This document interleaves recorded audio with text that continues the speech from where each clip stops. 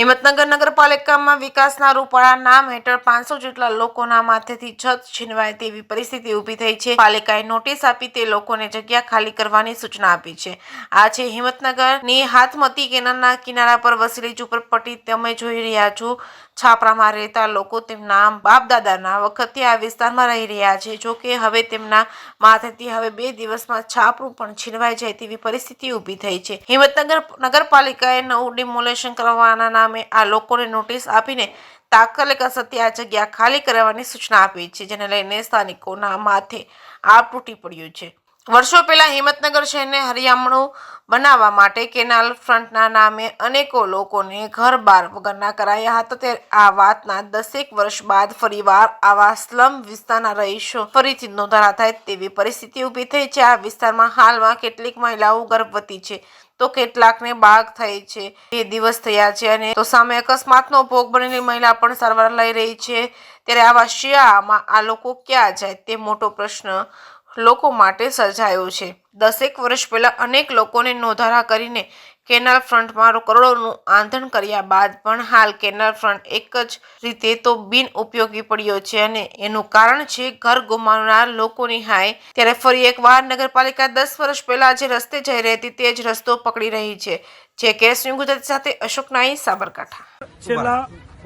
આ કેનાલ પટ્ટી પર છેલ્લા 50-60 વર્ષથી લોકો રહે છે અને આજે શિયાળાના ટાઈમે એવી ઠંડી પડે છે એ ટાઈમે અમને અહીંથી હટાવવાનું કીધું છે અને ઘણી બહેનોની ડિલિવરી છે, પ્રેગ્નેન્ટ પણ છે અને ઘણા લોકોના એક્સિડન્ટ થઈને પગત પણ ભગાયેલા આ ઝૂંપડપટ્ટીમાં હોય છે અને અમને કોઈ વિકલ્પ વ્યવસ્થા આલ્યા વગર અહીંયાથી એમને ગાડી મૂકવા માટે નગરપાલિકાએ ચીફ ઓફિસરે નોટિસ આપેલી છે। એટલે એમને વિકલ્પ વ્યવસ્થા મળે, સારી જગ્યા મળે અને સારા મકાન મળે એવી સરકાર જોડે મારી નમ્ર અપીલ છે। સરણિયા વસ્તી અહીંયા રહીએ છીએ, લગભગ 60 થી 70-80 વર્ષો થઈ ગયા। કોઈ આ ઓબાની લાઈનો હતી, કોઈ આ વસ્તી નથી, કોઈ શારદા કુંભમાં વસ્તી નથી અને કોંગ્રેસે અમને જમીન આપી હતી માપીને કોર્ટે તો અમે છાપરા બનાયા, આના બનાયા, સ્મશાન ખાતું હતું, સ્મશાન ખાતાને અમે પૂરું કરીને જમીન અમે માપીને આના કરી, બીજું ત્રીજું કરી તો આજે તમે લોકો અમને વસાયા છે ને અમને વસાઈને તમે કાઢો છો તો અમારે જવું ક્યાં સાહેબ?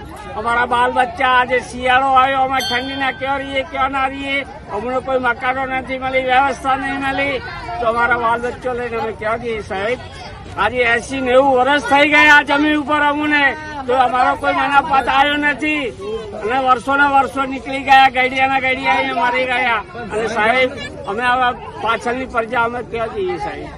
આ વિનંતી છે અમારી। સરાણીયા મોદીભાઈ, વાવાભાઈ। અહીંયા અમારે કમસે કમ 60-70 વર્ષ થઈ ગયા રહેવાના। પાકા મકાન હતા બધાના, પાકા મકાન થી અમને આપ્યા હતા ખરી ઘર, પણ અમુકને ઘર આપ્યા છે ને અમુકને નથી આપ્યા। બધાના ભાઈ અહીંયાના સાબરાના કાગળિયા બી પડ્યા છે, જે રહેતા હતા ને એના કાગળિયા બી પડ્યા છે, બધા દસ્તાવેજ પડ્યા છે, બધા કોઈ અડધાને નથી આપ્યા।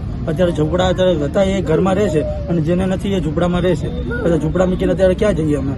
અત્યારે એમના ઘર એ રહેવા જતા રહેશે પણ બીજા ક્યાં રહેવા જશે? કેટલા દિવસ હટાવવાનું કીધું? કાલ 2 દિવસની વોર્નિંગ આલી છે, રવિવાર ને કાલ સોમવાર 2 દિવસની નોટિસ આપી છે કે અત્યારે બાળ બચ્ચા ક્યાં ઠંડીમાં લઈને જઈએ? સરકારે લાભ કોઈ આપ્યો નથી। આપ્યા છે એ રહેશે, નહીં આપ્યા એ ક્યાં જશે? સરકારને અમારી એટલી નિરમતા કહીએ છીએ કે અમને જે સાપરા હતા એમાં રહેવા દે, પછી અમને સુવિધા કરશે ત્યારે અમે જતા રહીશું। શું નામ? કલ્પેશભાઈ। ઓકે, શું થયું છે? એટલે અમે કેટલા વર્ષોથી આવ્યા અને અત્યારે પાડું કરે અને ક્યાં જઈને કાઢે? ક્યાં રહેવાનું? અમારે ક્યાં રહેવાનું અત્યારે? તો અમને કઈ જગ્યા તો દેખાડ્યું કે ના દેખાડ્યું? દેખાડ્યું કે ના દેખાડ્યું કે ભાઈ આ જગ્યાએ તમે પડ્યા રહ્યો, આ તમારું લેવો અને હાંસો નથી થતું? સરકાર હાલે છે, નથી હાલતો એમ નહીં। આટલા વર્ષોથી હાંસ્યું અને અત્યારે કાઢી મેકે તો એમે ક્યાં જવું? શું નામ તમારું? મારું નામ કમલ. ઓકે।